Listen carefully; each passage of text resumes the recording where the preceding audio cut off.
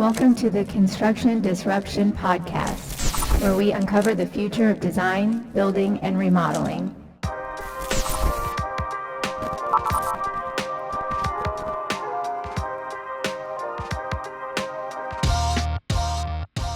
I'm Ryan Bell of Isaiah Industries, manufacturer of specialty metal roofing and other building materials. And today my co-host is Ethan Young. Ethan, how you doing today? Doing pretty good, Ryan. Enjoying this nice weather finally. How you doing? I'm doing great. Same.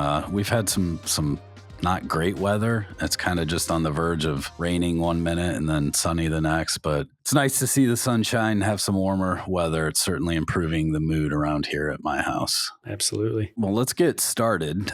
Today, our guest is Jarod Spiewak, an international speaker and founder, helping service and SaaS businesses scale to 5 to 10 million by turning clicks to cash. At just 14 years old, Jarod took his first steps in the business world, earning money needed to attend college. And after graduating, Jarod spent a year working in corporate America and then 2 years with a digital marketing agency before launching the first iteration of Comet Fuel at only age 20. Annoyed by digital agencies promising the moon, but only delivering stardust, Jarod saw a clear need for a digital agency that provided transparency and a revenue-focused approach after discovering that 97% of lead generation businesses don't know how much revenue their marketing is generating, and 95% of those who think they do don't realize their data is bad. Jarod, it's great to have you on the show today. Thank you for joining us.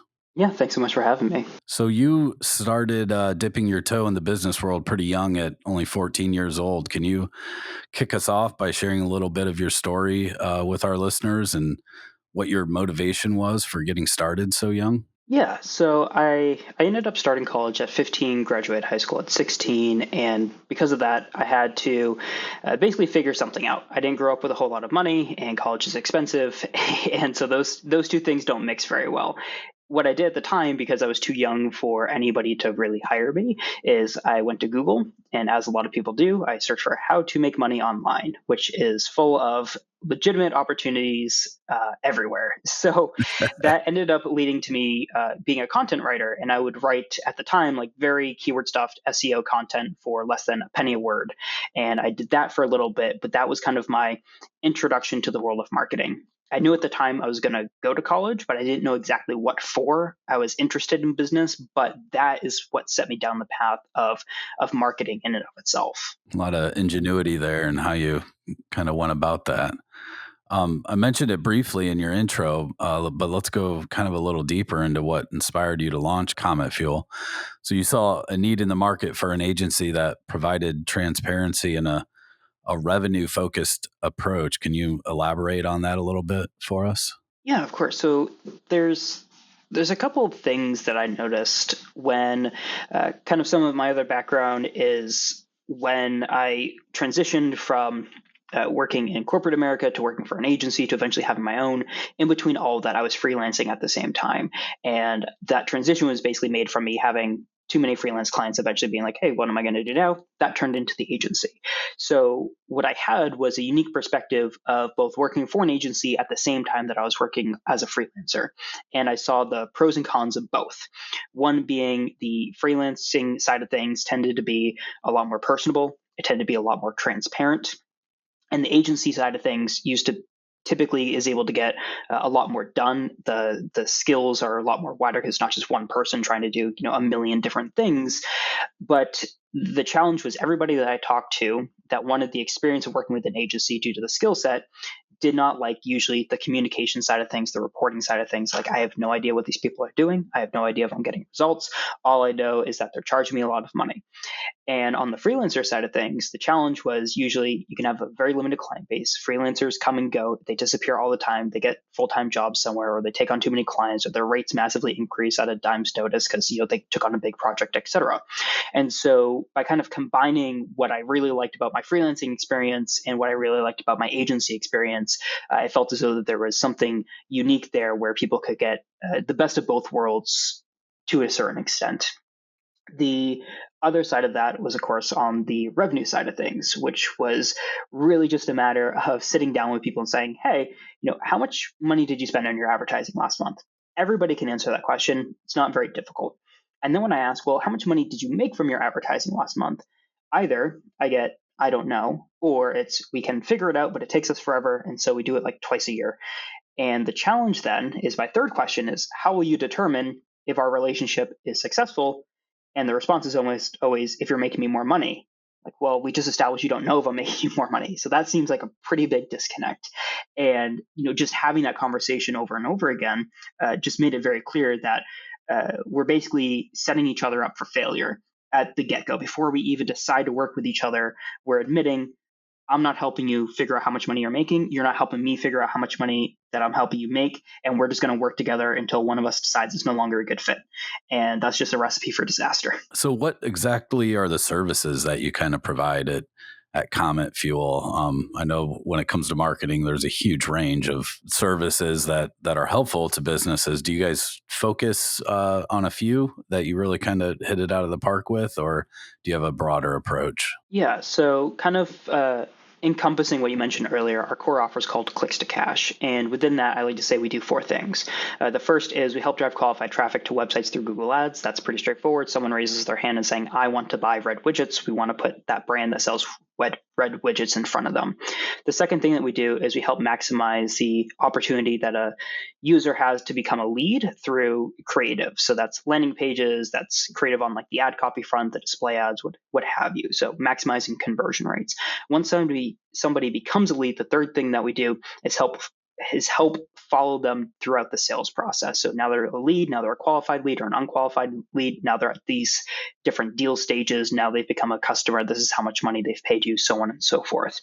The fourth thing that we do is then use that both quantitative and qualitative sales data to then optimize on the marketing front. So you can very easily end up in a scenario where one keyword drove, let's say, 10 leads and 1 sale. Another keyword drove 5 leads and 4 sales. But if you're only paying attention to how many people called me or filled out my contact form, you're going to spend more and more money on the former, which is driving 25% as much volume of sales as the latter.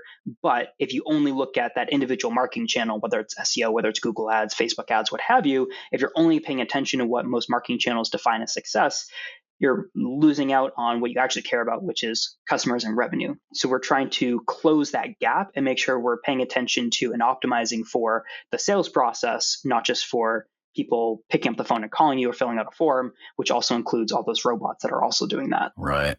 On the front end of things, you're focused on Google ads. Is that specifically what you focus on, or like do you do Facebook, Instagram ads, that sort of thing too? Yeah, so for the traffic source, we just focus on Google ads. I'm a big believer in only doing what you're good at. Like, we have tons of people on the team that are familiar with Facebook ads. I've run Facebook ads. Half our team has run Facebook ads, but we're not Facebook ads experts. If that changes one day, yeah, sure, we'll throw it in there. But there's so much that we still don't know about Google that, between the entire team, we probably have like 25, 30 years of experience on Google ads. And there's still things that we're just learning of, like, oh, I did not know that feature worked like that, or, oh, this is a strategy we haven't considered before. So having the ability to go really deep on that one channel, I think, at least for now, benefits us and our clients a lot more than being a lot more broad and, PPC or just, email marketing, SEO, et cetera. Do you guys do anything with local service ads, or is it just pay-per-click ads? Yeah. So what I recommend everybody when they ask me about LSAs is whoever is your receptionist should be doing them for you. There's no point of you ever hiring an agency to do that for you. Like, if you're like, don't get me wrong, if you're like, hey, I literally do not have anybody to do this for me and you can't do it yourself, then yeah, sure. But all you really have to do is file a dispute when there's a bad lead and then adjust your budget. And if you're in a market where you can change your bids per lead, it's straightforward enough that I just haven't found a reason to justify charging for it. So it's not something that we offer. And generally when people ask me, I just say, whoever's answering your phones, they can just file the dispute and you're good to go. I'm sorry, Ethan, were you going to say something? Yeah, no, I was just going to say, I think there's definitely something to be said for knowing what you're good at and sticking with it and just really honing in on that. That's definitely going to help. It presents a lot of value to whoever's looking for you. And then you get to have that authority of being an expert in the field too. So I think that's a smart move. That's something I always struggle with. There's too many. I have shiny object syndrome. So I always struggle to stay focused on something. In your experience, what would you say are some of the most common misconceptions or pitfalls that businesses encounter when it comes to lead gen and understanding kind of their marketing ROI? I think that I could call out three that I feel like most who I talk to don't always necessarily fully understand. That might be a bit harsh wording, but the first is insert any marketing channel here will make me money. Like Google ads will make me money, Facebook ads will make me money, SEO will make me money. It will absolutely not. Your email list will not make you money. Your Google ads will not make you money. Your website will not make you money. What makes you money is the combination of, I'll just use Google ads as an example, Google ads sending you traffic, your offer being enticing enough for somebody to actually want to contact you, your copy, your design, etc., helping reinforce that offer and educate people so that they're more willing to actually opt in. It's the speed at which your intake or sales team can get in contact with that person, how well your intake and sales team is able to nurture that person, whether that's over days, weeks, months, or for some sales cycles, years, to help them move further and further down the sales process. It's your sales team's ability to sell your products and services at a rate that will help you hit the profit margins that you're trying to hit, et cetera, et cetera, et cetera. All those things put together is what helps you turn a dollar into more money. Because it doesn't matter if you get 1 billion people to visit your website. It doesn't matter if 1 billion people are like, hey, here's my credit card, please charge me. If you never actually do that, you won't make money. And so it's all those things put together working kind of synergetically, if you will, that'll allow you to actually make money. So that's number one. Number two would be, as I already mentioned, like not tracking beyond that conversion, like not knowing not just how many people called you, filled out a form, did a live chat, what have you, but actually being like, okay, well, how many of the people that came in from Google ads specifically, or Facebook ads specifically, or SEO specifically were qualified leads? And what were they inquiring about if you have multiple products or services? And what was the close rate on those particular leads? And how much money did they give you? And being able to tie that back to Google ads, Facebook ads, what have you, to say this was the ROI from this channel, this was the CAC from this channel, this was the CPL from this channel, and not just take an overall number for the entire business, but really tie it back to individual channels. The third thing that I would say is, and this isn't a whole entire can of worms, is a big problem that a lot of businesses have is you make everybody feel equally indifferent about your business, so that nobody really cares about what you have going on, where you're trying to target everybody at the same time. I'll just take an example. You're a kitchen remodeler and you're like, hey, people, who am I trying to target? People who want to hire kitchen remodelers. Okay, great. That's literally you and all your competition. So at that point, what somebody is seeing when they click on your ad, when they visit your website, is nothing different compared to anybody else's website, at least nothing that they can understand, because they're not a kitchen remodeler. They don't understand the nuances of the business. And so what happens is you have that approach versus if you're able to identify like, oh, the people that I'm trying to talk to watch HGTV, get really inspired by whatever the modern aesthetic of a kitchen looks like, and then they reach out because they want to bring their kitchen up to date from the past 20 years. Well, I'm going to have a very different approach in the imagery that I use, in the iconography that I use, in how I talk to that person, compared to someone who is trying to min-max their ability to spend $1,000, get some new paint on the cabinets, maybe put floor over whatever the current flooring is with LVP, what have you, spend $2-3 grand, and then be like, hey, this looks much more modern while still keeping what was built 20 years ago. Two completely different markets. That's different if you're talking to investors, different if you're talking to single family, multifamily, etc. But if you try and lump all of that into a single message, you come away being painfully generic. And so anybody who sees that is just completely indifferent to what you have going on. A lot of good stuff there. I've been kind of going down this. Let me see. I got to think how I want to say this. The offer, understanding the importance of the offer, and generating a lead. And in our industry, I see a lot where we use offers like free consult, for and they're very generic, and I think there's a big missed opportunity there. I'm going to put you on the spot a little bit here. Can you give us an example of what makes a good offer for the construction industry? Yeah, so a good offer in general is just whatever's hard, ideally impossible to ignore. And I think that there's two directions you could go with this. One, you can improve your offer by still having the same, I guess you could say like the same core offer. I'm not using very good verbiage here, but you could say, I'm not just the kitchen remodeling company. I'm the kitchen remodeling company for property investors. I know that somebody who's buying a property, whether it's a buy and hold or whether they're just trying to flip it, is not concerned about having the most beautiful looking kitchen. They're concerned about the ROI of this remodel. And so if I were to try and approach these people, I would write my copy, design my page, and not maybe my entire brand, maybe just for a particular marketing campaign, and make it very clear that I understand the importance of ROI in your remodel. I understand that you're not putting in a marble countertop for somebody who's paying you $3,000 a month for rent. I understand that your goal is that every single day that this property does not have somebody living in it, you are losing money. And so I'm going to speak to those pain points specifically, even if my offer is still at the end of the day, get a free consultation. If everybody else, all these other kitchen remodelers are putting themselves in front of people and saying, hey, we're a kitchen remodeling company, book a free consultation. And I'm saying, hey, I understand the needs specifically of people who are property investors, please book a consultation. I'm going to feel a lot more, if I'm in that market, I'm going to feel a lot more attracted to that offer just because it's a lot more specific to me, even though the core of what I need to do, book that call, is still the same. Conversely, I could have a more generic, like, hey, kitchen remodeling company, anybody who's here, come, have a conversation with us.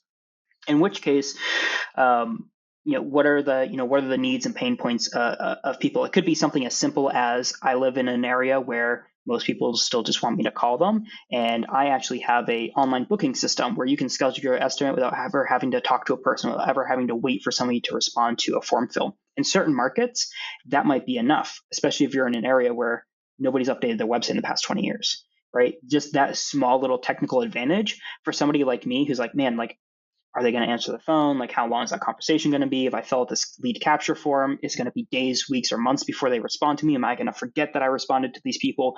Versus, oh, I could just fill out this form and literally I have an appointment tomorrow at noon.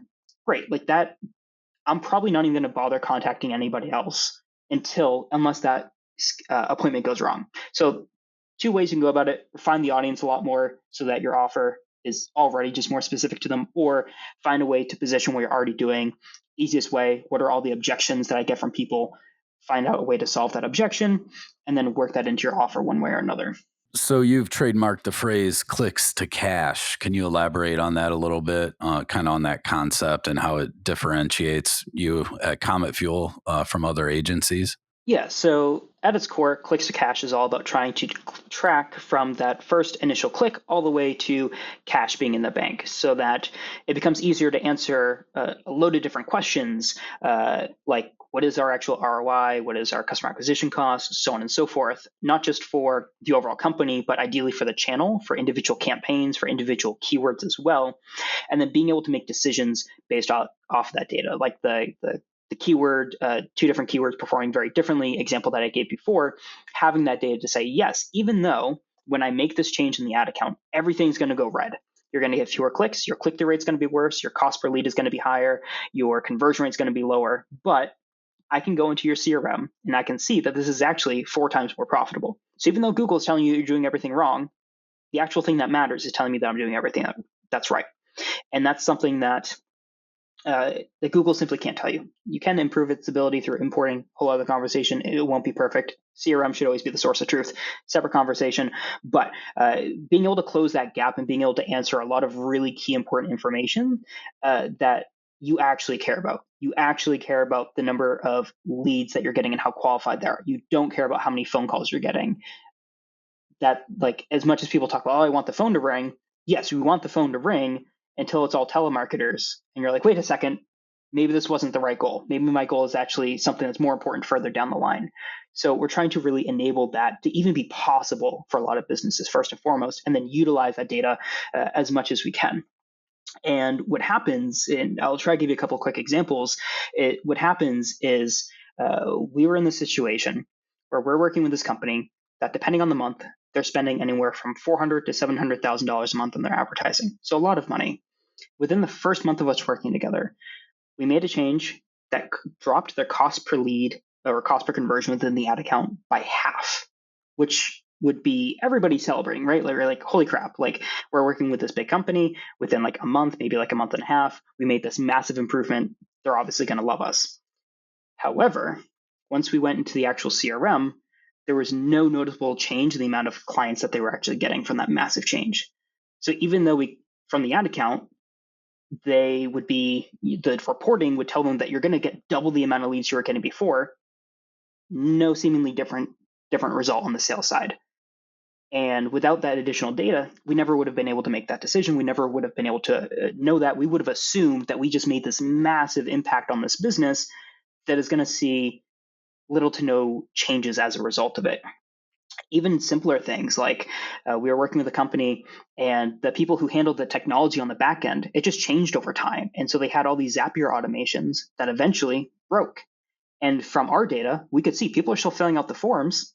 But what they didn't realize was that 85% of the leads that they were getting weren't actually being attached to a salesperson on HubSpot. And so because there's so many salespeople, it's a large organization. They get like tens of thousands of leads a month because it's like low cost, high volume. That's not something that like one person is seeing every single email that's coming in and seeing, oh, did the salesperson get it? No, there's just a disconnect between who managed this before and someone left, someone new came in, they didn't realize how it worked. No one realized that something was broken until we went, hey, our data says we have all this. Your data says we only have this amount. Why is there such a big disconnect? And we just kind of work backwards until we go, hang on, shouldn't that Zapier be firing every time that there's a lead? And most of the time it's just not. And so, like, whether it's kind of a smoking gun that breaks or whether it's something small where it's just like, hey, I was able to listen to sales calls. And turns out when I listen to your salespeople talk about your products and services, I have a very different understanding than when I actually talk to the owner. Because now I can hear the people who are actually on the ground floor tell these leads why they're not qualified. I can hear them sell these leads. I can hear them talk about the features and the products and services and like the benefits in a way that I might not have gotten from the founder who doesn't take sales calls. And so just having that information that isn't normally communicated between these teams is just simply game changing. Is there anything with AI that you're leaning into that's been helping out or, speeding up your processes or that you've implemented with your clients that helps them kind of speed up what they do? So when we're talking about AI, I'll assume that we're talking about generative AI. So when it comes to tools like Midjourney or ChatGPT, et cetera, when it comes to these types of tools, anything that's visual, I would not put that on anything commercial. The copyright laws are just still too up in the air, and I certainly don't want that lawsuit hitting my desk when it turns out that Disney's copyright got involved. Like, you're not winning that. Like, right. Goodbye, basically, if you're getting sued by Disney. So I think that's just way too up in the air. As far as I understand, the more text-based is I don't understand the legal component of it, but from what I understand, there's less of a concern around the copyright issues for text than there is images. That being said, even when it comes to text, the quality of the text you get out is dependent on the quality of text you put in. So if you're really specific with what you want, you can get pretty good text out. Am I going to, put in a 2-second response and then copy and paste something into an ad? Probably not. But what I do is, for some of my personal use cases, is when I'm building like reporting spreadsheets, GPT is usually writing the equations for me. When I'm nesting like query functions and VLOOKUPs and like left and rights and all that kind of stuff, that will take me like half an hour to create a single equation that'll pull a bunch of data, clean it, etc. I'm just teaching GPT how my spreadsheet is set up and asking it for an equation so I can copy and paste, and that's saving probably hours every time I put together like a needlessly complex spreadsheet. If I'm doing something like writing emails, something that I use it for is I will bullet point out what I want to say, and then I'll let GPT determine how to write a cohesive message from that. And then I go in and edit it to be more in my voice, remove redundancy, etc. But that saves me a lot of time. We're like, man, I know I want to say these 4 things. I know that if I'm not careful, it can sound as me being condescending with my language. And so I'm going to tell GPT, here are my 4 bullet points. Please write a message. This is what somebody sent me. I want this to be in this tone. Please keep it short and brief. I'm going to get the response, edit it, then send it out. But what I'm never doing is just going from that message right to be sending an email. It's an intermediary step that is it allows me to be more efficient, but it's not replacing anything that I'm doing effectively. Sure. I found it more than anything, it helps me get through being stuck when it comes to design related projects or whatever. And it's so true what you said about, with GPT, what you put in will change what you get out. I found it's the exact opposite for Midjourney though. If I have a very descriptive request, it usually is horrible what it spits back, but kind of the more generic and simple prompt that's put in there, the better the results from what I found. But they're still always pretty weird, but it can really get you thinking too, and generate some ideas that things I would never think of probably. Yeah, I think the idea generation aspect of it is really valuable. And that's, like I wouldn't, like I mentioned, I wouldn't like copy and paste an image that I got out of it. But if I was like, oh man, like I have this general idea or concept for a piece of creative, maybe I'll have it spit out like 10 things, be like, oh, I really like how it used these colors, or I really like how it, designed this one aspect. And then I'm going to hand that to a designer and say, hey, here's the inspiration, please create something based off of that. But yeah, I completely agree. So transparency seems to be a key value in your approach at Comet Fuel. How do you provide clients with clear visibility into the performance and ROI of their marketing campaigns and kind of what you're doing with them? Yeah, so I think one is just when we're communicating, just being honest. Like as silly as that sounds, just the feedback that I get from people, like when I just say like, hey, like thanks for sending me your goal. I don't think that's realistic. It's not going to happen. Like you're just not going to be able to do that. And that small amount of pushback, I think a lot of people are just afraid to get that pushback, especially within the agency world. Like you don't have, like anybody can start an agency tomorrow if they want to. There's no barrier to entry. There's no license that you have to have or anything like that. And because of that, there are tons of agencies out there that simply really just don't know where their next dollar is going to come from. And understandable, like anybody who started a business, that there's a point in time where like, I don't know where my next dollar is going to come from. And I think when you're in that state, you're incentivized almost to do anything in your power to retain those people and be like, yes, I can hit that goal no matter what. Like, yes, you want to turn $1 into $1 billion? I got you. Like, sure. But that's just not going to happen. And so I think just being like, don't get me wrong, I'd much prefer to keep you as a client, but I'm not going to go out of my way to lie to you or to deceive you potentially. I'm just going to be like, yeah, like that doesn't make sense, because I don't want to be in that phone call 3 months from now where like you told me that you were going to do X, Y, and Z. Like that doesn't make me feel good. So I'm going to avoid that from the get-go. So I think that's one thing, like just being honest and having no problem just telling people like that's not going to work, or like that's a dumb idea, but more nicely than that, or what have you. I think the other component of it is just because of how we try and track things, we just have a lot more insight and visibility already, where I can go into the CRM and be like, hey, like you spent $1, you made $8, you told me your goal was to make $6. I don't understand why you're upset. Like we can have that conversation and we can have that transparency and be like, oh, well, something changed. Oh, our margin's down. Okay, great. Now I understand your perspective. Now let's reevaluate this goal. And we're working together and not, seeing each other as the bane of each other's existence, essentially, just like we're here to work together. We're here to, partner. If you see me as the enemy, or if I see you as the enemy, then it's just not going to be a good relationship. And we should just kind of cut that out and like find somebody else. I have no problem telling you we're not a good fit or referring you to somebody else. I don't have an issue with that. I think that's just kind of my personality that just translates to the business, where like, I know that this is going to be a painful conversation in 6 months. I'm just going to do what I need to do to avoid that today. Save yourself some big headaches that way, probably. Yeah. Are there any trends or shifts that you foresee kind of coming in your industry, in the construction industry, anything on the horizon that you are kind of predicting might help shape or change kind of where we're headed? What has been interesting is I've been having this conversation about, so the very short background is Clicks to Cash started off as a spreadsheet that I would walk people through and I'd be like, tell me each step of your sales process. Like I'll play around with the numbers and I'll show you basically the difference in you only caring about cost per click conversion rate versus everything being basically optimized.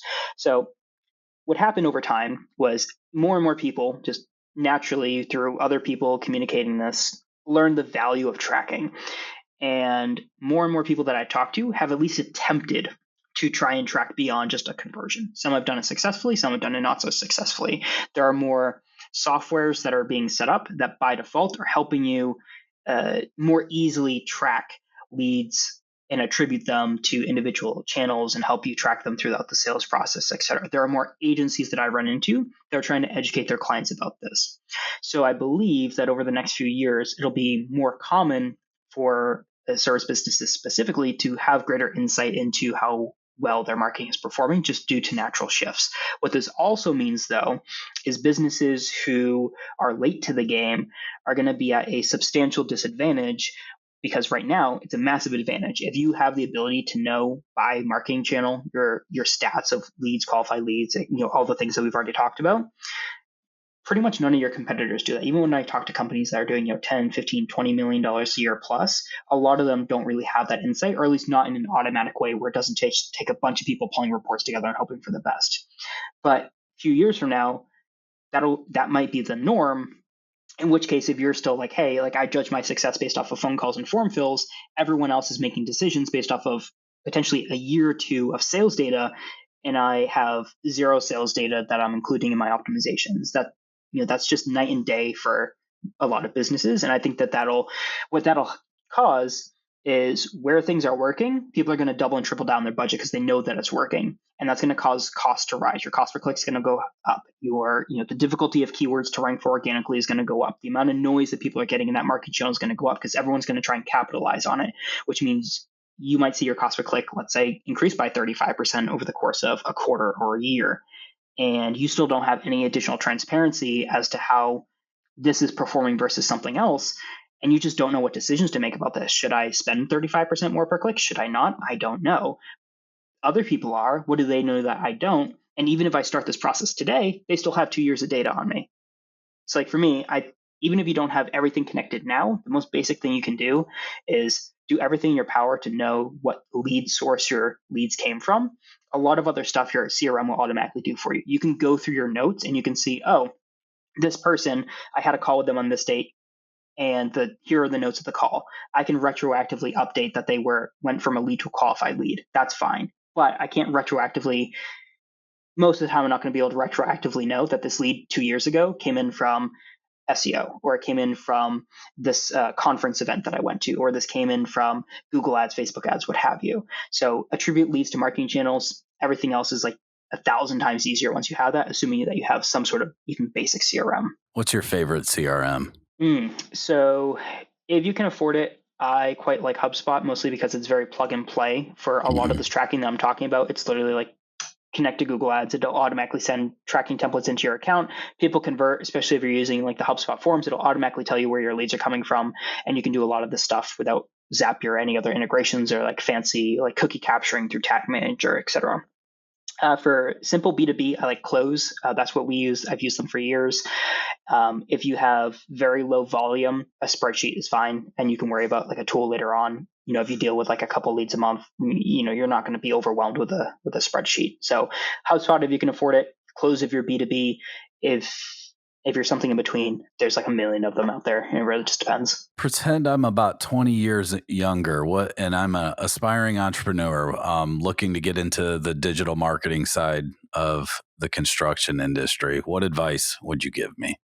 So when it comes to the marketing stuff, DIY. Don't initially hire someone else. You need to establish a baseline. Chances are marketing is way more complicated than you realize at this point in time. There's a lot more components than you realize. There's a lot more that goes into branding and positioning than you realize. And it's very easy to hire a company. They might even be great at what they do. They may even be the best, and you could still crash and burn because of what you don't know. What I recommend to pretty much everybody who hasn't worked on a specific channel before is start off by spending your own time or somebody on your team's time to establish a baseline. You spent $1 and you only made 25 cents back. Not great, but you'll be shocked how many agencies you'll hire that you spend $1 and you make less than 25 cents back. And it's definitely not worth it for you to work with them if you, having little to no knowledge or experience, do a better job. So start off, establish a baseline, and then when you do have a conversation with somebody else to take it over, you're giving them way more ammo for them to help you because you have baseline data. You have have a rough idea of where your cost per click is. You have a rough idea of how you're converting. You have a rough idea of what is or is not working. And so somebody like myself or another agency can go in there and start off not on square one, but square 15. And like I said, you also have that baseline where you can actually compare and get a sense of an idea if they're doing a good job or not. But if you've never tried it before, you don't know. Like if I'm spending $1 making $2 back, is that great? It doesn't seem great, but maybe if I tried it myself, I'd only be making 30 cents back. And this is actually a massive improvement to what I thought I could do. And I still might want to do better, but at least I know it's better for me to hire somebody else at this point, because if I did it myself, like I tried it and it wasn't working, or I tried it and it was only a 2x return, now it's a 5x return, what have you. So that's one, establish the baseline before you hire somebody else to do it. Next, I would just say learn marketing. I think a lot of businesses, they see marketing as a necessary evil to grow their business. Most people that start a service business, they do it because they did that thing. Like I was on roofs for 20 years. Now I own a roofing business. I was a plumber for 20 years. Now I own a plumbing business. You don't see a whole lot of people that, I was a plumber for 20 years. Now I own a fintech company. Like it happens, but it's just not the most common path. And marketing is often seen as, the bane of the existence. It's the necessary evil. And it tends to be kind of the lifeblood of the business. A sad reality for anybody who is a technical person. Like my background is doing the work. I'm not a salesperson that started an agency. I was doing the work, then I started my own company.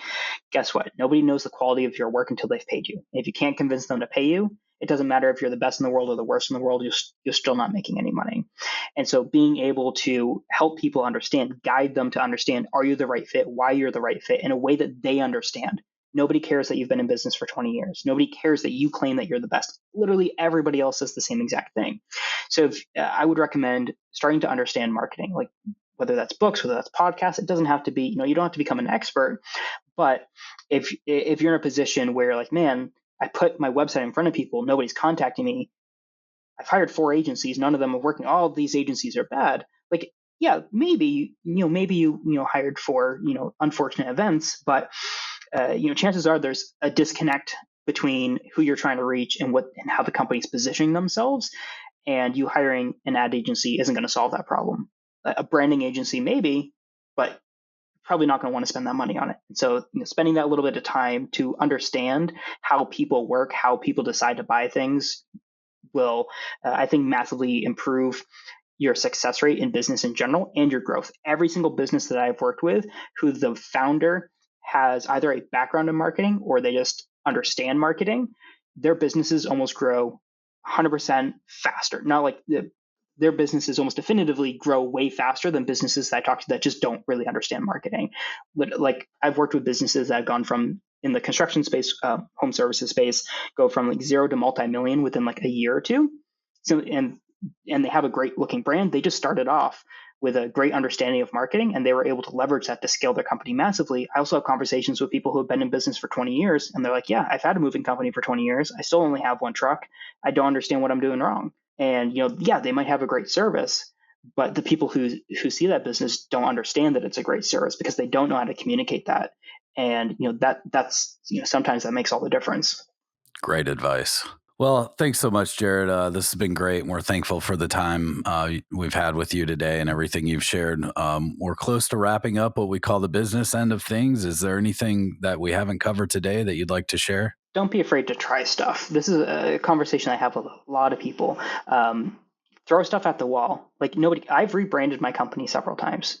Like we started off as, I was a freelancer. Then I rebranded to Blue Dog Media when I started my agency. I knew from day one that wasn't going to be the right name.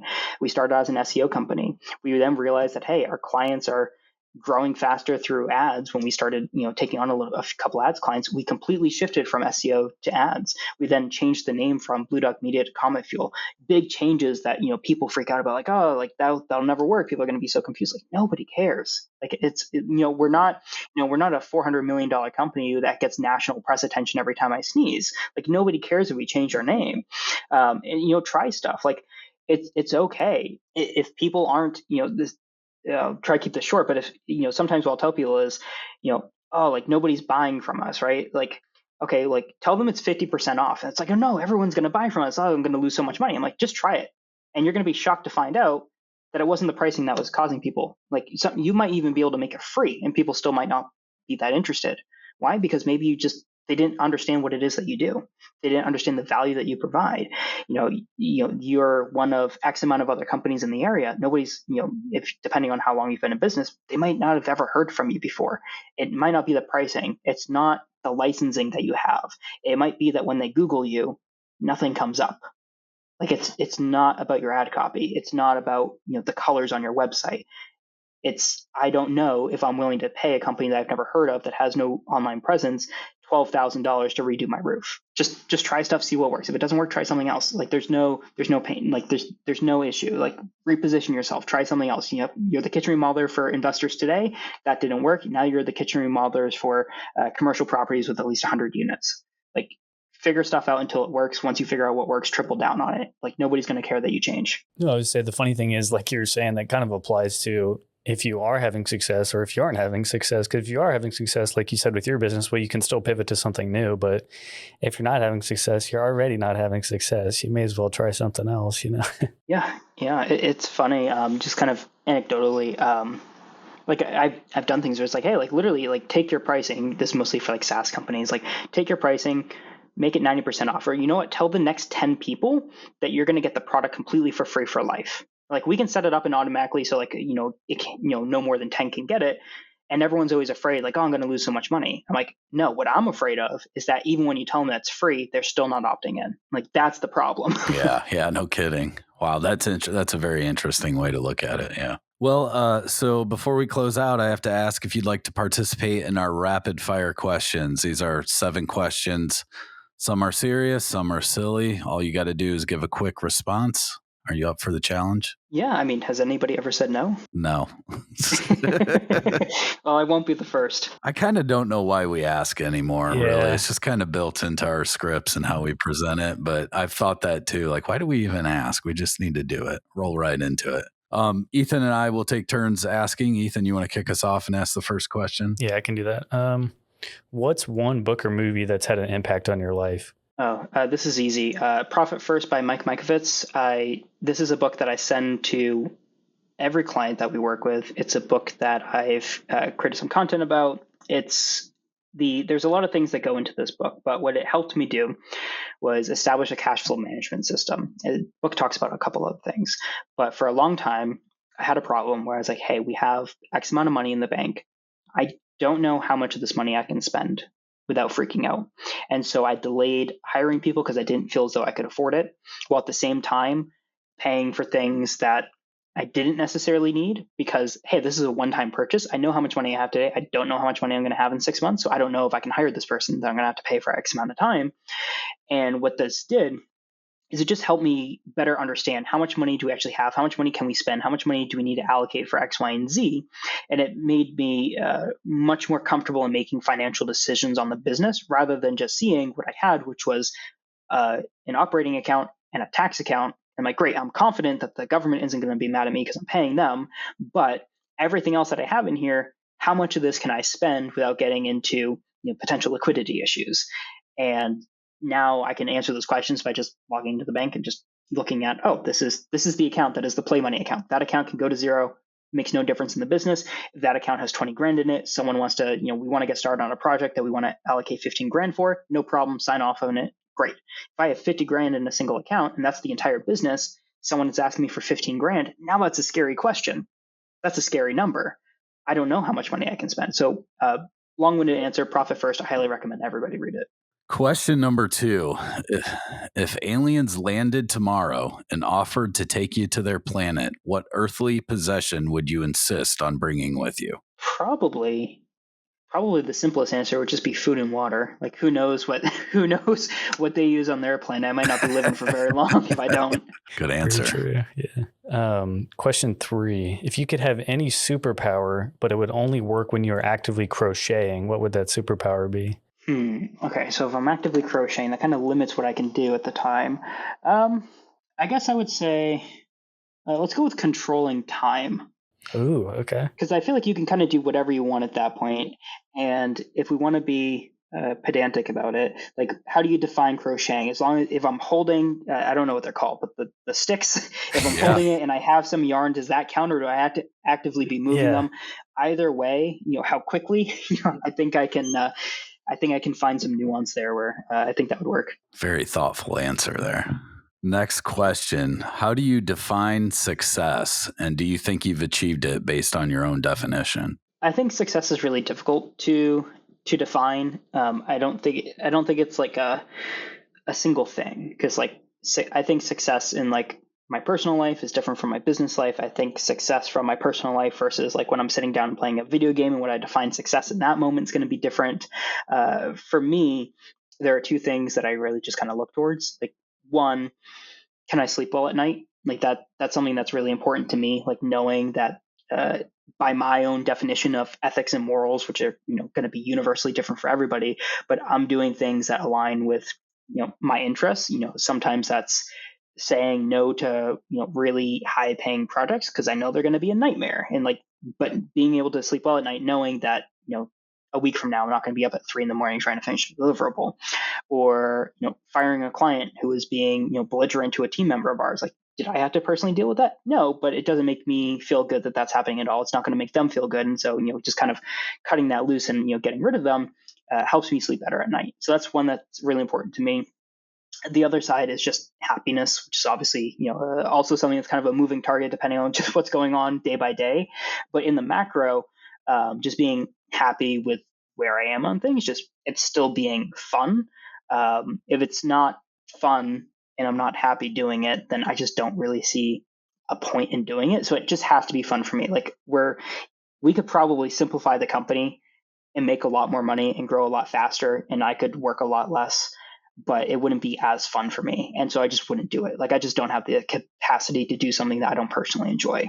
If you woke up tomorrow with the ability to speak to animals, what animal would you go to first? And what's the first question you would ask? So we've kind of been living with our friend's dog for the past year because she's active duty. And so when she's gone, we're watching her dog. She whines a lot. And so I think I would just want to know, what are you whining about at this particular moment? Because like, you've been fed, you've been watered, you've gone to the bathroom, like you've been outside. Like, why are you just looking at me and whining? Like, we've played, like, what's going on? Like, am I missing something? Like, do you need me to do something? So I think that would solve a lot of frustrations in my and hers relationship. Yeah. I thought about this when I was writing these questions, and I used Chat GPT to help come up with these. But there's like so many animals, right? But my answer would probably be a dog too, even though I feel like I have a good understanding of what my dogs want. When there's times, you're right. Like, well, what do you want right now? Just tell me, just spit it out. Okay, we are on to question number 6. If you had to pick one celebrity to be your personal assistant for a week, who would it be, and what task would you have them do? Let's see. I mean, I think Ryan Reynolds would be a fun one, just because he seems like a fun dude to hang out with. Like he can do whatever he wants. Like, just being around him would probably be a good time. Man, that might be the best answer I can give off the top of my head. Yeah, I mean, there's so many interesting people that I'd love to like have a conversation with, just see how they think about things. But if I'm going for just amount of fun, I think that's probably what I'm going to go with. I mean, he's a genius when it comes to marketing and branding stuff. I mean, he's turned so many companies and brands into gold mines with his humor and just being him, really. So good answer. All righty, last question. What's a valuable lesson you've learned from a failure in your career or personal life? I mean, there's just so many failures to choose from. I think something that's just been really always difficult for me to like, I constantly have to remind myself, like, you won't always win, even if you do everything right. Like, you can still, like, you can have the best communication, you can have the most thorough onboarding process, the most thorough reporting process, the most thorough review of everything that you do. You could be considered the best in every aspect of what you're doing. You can still end up losing. Someone could still be unhappy with what it is. You could set proper expectations. They could change their expectations, not tell you, and still get mad at you. And you're just like, man, like, no matter what I did everything in my power and I still lost here. And I think just accepting that, because every time a situation like that occurs, I always try and find the solution to it. How can we make sure that this doesn't happen again? And sometimes we're then going down a rabbit hole that we really just don't need to. And it's like, hey, like, it sucks that this happened, but like, it's okay. Like we're all adults here. Like we said our goal is to do X, Y, and Z. Then suddenly the goal changed to A, B, and C, and we didn't know. We failed to meet the A, B, C expectations. We got told that when we were being fired. And that sucks, but it doesn't make sense for us to spend the next 2 months being like, okay, what if we were ask everybody every day, like, did your goals change and you didn't tell us? Because then we annoy the 99% of people who that doesn't happen to. Good stuff. Well, Jarod, thank you again for your time today. For anyone that wants to get in touch with you or connect with you, what's the best way they can do that? Yeah, absolutely. So if you want to learn more about Comet Fuel, you can go to cometfuel.com. All of our contact information is where you expect it to be on a website. And if you want to do me a huge favor, you can look up Jarod Spiewak on YouTube for my consistently inconsistent channel. Perfect. We will make sure to put those those links in the show notes. Well, thanks so much for tuning into this episode of Construction Disruption with Jarod Spiewak of Comet Fuel. Please watch for future episodes of our podcast. We are always blessed with great guests. Don't forget to leave us a review on Apple Podcasts or give us a thumbs up on YouTube. Until the next time we're together, keep on disrupting and challenging those in your world to better ways of doing things. And don't forget to have a positive impact on everyone you encounter. Make them smile and encourage them. 2 simple yet powerful things we can all do to change the world. God bless and take care. This is Isaiah Industries signing off until the next episode of Construction Disruption. This podcast is produced by Isaiah Industries, manufacturer of specialty metal roofing and other building products.